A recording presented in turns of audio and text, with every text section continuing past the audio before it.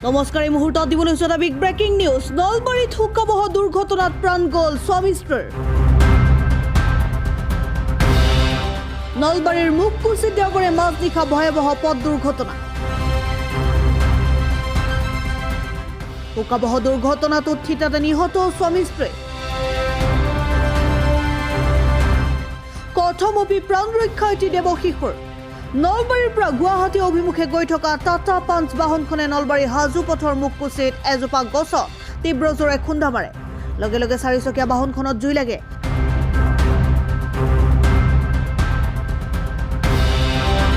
তদুপৰি চূৰ্ণ বিচূৰ্ণ হৈ পৰে বাহনখন।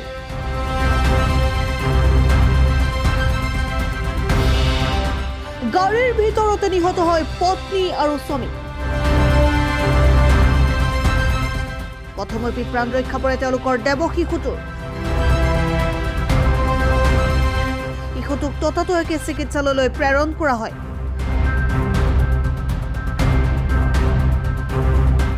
ইপিনে নিহত হোৱা দম্পতীৰ হাল সঞ্জয় শৰ্মা আৰু মানসী শৰ্মা বুলি চিনাক্তকৰণ কৰা হৈছে। আমি পুনৰবাৰ জনাইছো বিগ ব্ৰেকিং নিউজটো। নলবাৰীত হুকাবহ পথ দুৰ্ঘটনা সংঘটিত হৈছে। এই দুৰ্ঘটনাত প্ৰাণ গ'ল স্বামী স্ত্ৰীৰ।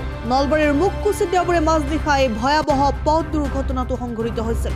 কথমপি প্ৰাণ ৰক্ষা পৰে এটি দেৱশিশুৰ। ইপিনে নলবাৰীৰ পৰা গুৱাহাটী অভিমুখে গৈ থকা টাটা পাঞ্চ বাহনখনে নলবাৰী হাজো পথৰ মুকুচিত এজোপা গছত তীব্ৰ জোৰে খুন্দা মাৰে।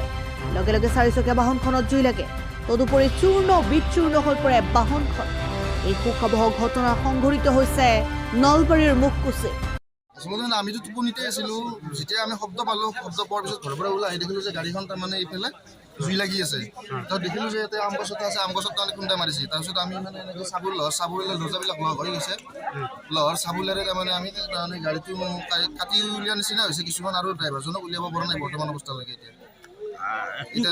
কেইজন আছিলে গাড়ীখনত 3জন আছিল, বাচ্ছা এটা আছিল। বাচ্ছাটোক ফাৰ্ষ্ট আমি উদ্ধাৰ কৰিলোঁ।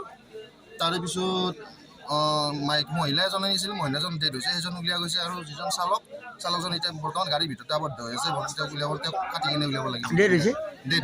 ওৰ গাড়ী কিবা গম পাইছে নেকি? বাচ্ছাটোৰ পৰা জানিব পৰা মতে মানে বগল চক জগন্নাথ মন্দিৰত ঘৰ বুলি কৈছে তেওঁলোকে। বাচ্ছাটোৱে কৈছে জগন্নাথ মন্দিৰৰ ওচৰত।